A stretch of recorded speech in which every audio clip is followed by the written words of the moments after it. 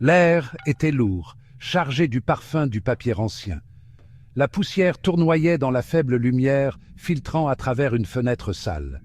Léo, un rat de bibliothèque assoiffé d'aventure, parcourait les étagères poussiéreuses d'un coin oublié de la librairie. Un volume relié de cuir, niché derrière des tomes jaunis, pulsait d'une faible lueur intérieure. Sa couverture, vierge de tout titre, semblait murmurer des promesses d'histoires inédites. Attiré par une force irrésistible, Léo tendit la main, ses doigts effleurant sa surface froide. Le livre s'ouvrit d'un coup, comme s'il était vivant. Une lumière aveuglante jaillit, projetant des ombres dansantes à travers l'espace exigu. Léo se protégea les yeux, momentanément aveuglé.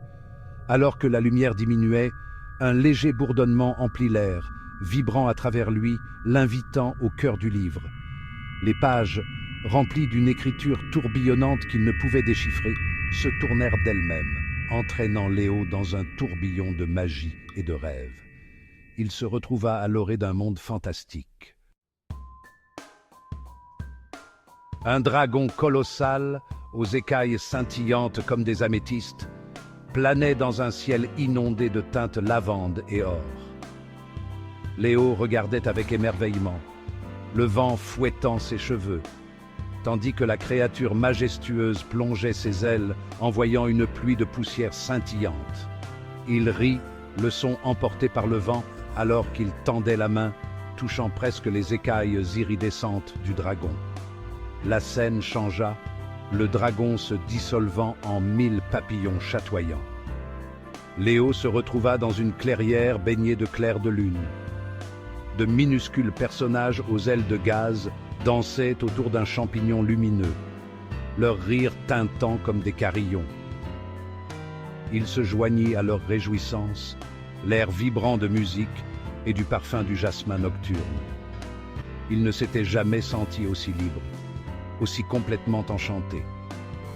Chaque page qu'il tournait dévoilait une nouvelle merveille, chacune plus époustouflante que la précédente. Un frisson parcourut l'échine de Léo. Les couleurs autrefois vibrantes s'assombrirent, l'air devint lourd et les rires joyeux se transformèrent en un silence inquiétant. Les ombres joueuses d'auparavant s'étiraient et se contorsionnaient, se transformant en figures grotesques qui se cachaient à la périphérie de sa vision.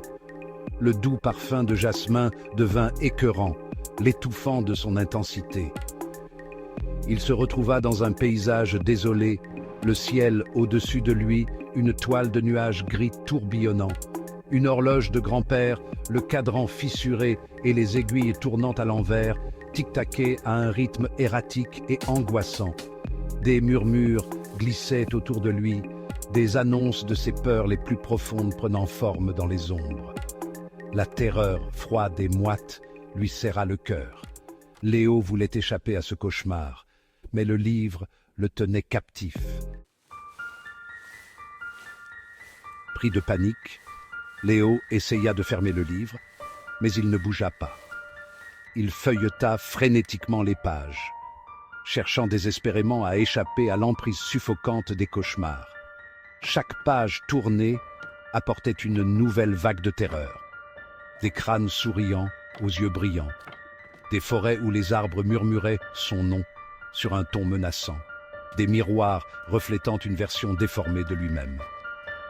Le livre pulsait d'une énergie malveillante, ses pages maintenant froides et humides contre sa peau. Les murmures devinrent plus forts, se fondant en une voix menaçante qui semblait venir du plus profond de son être. Elle le narguait, promettant de le piéger à jamais dans l'étreinte terrifiante du livre. C'était une course contre la montre, une lutte désespérée pour récupérer ses rêves volés.